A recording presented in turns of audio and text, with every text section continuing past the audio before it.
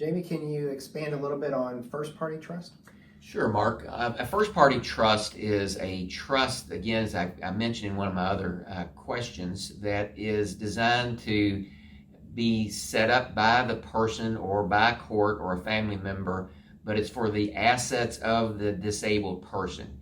So you might say, well, how did the disabled person get assets? Well, it could have been that the reason the person is disabled is due to, say, a car accident or some type of injury, and there might have been a lawsuit and a recovery, and now that disabled person now has assets as a result of that recovery.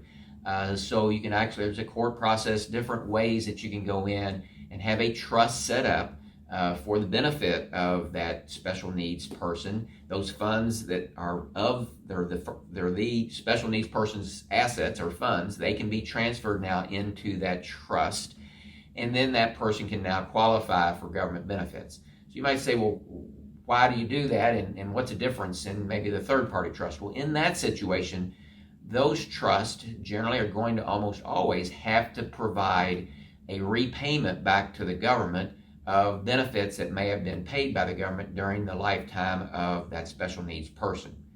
So then your next question might be, well, why would you even have a special needs trust if you're going to have to pay the government back?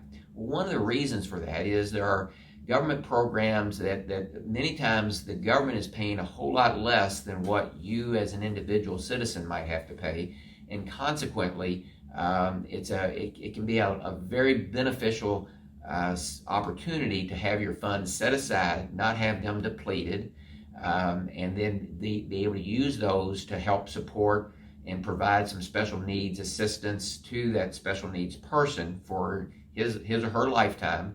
And then if there is anything left, and there may not be, the government gets reimbursed. But it's a really great program. And but I will say that in those kind of trusts, you virtually always will want to have an attorney involved. Those particular kind of trusts are much more complicated. They get involved. The state laws on those are different in every state. The federal laws are the same, but they are a very complex situation that we don't advise, and we don't advise using our trust for that situation. So our advice is to use our trust at NetLaw, the Special Needs Trust, just for a third-party situation.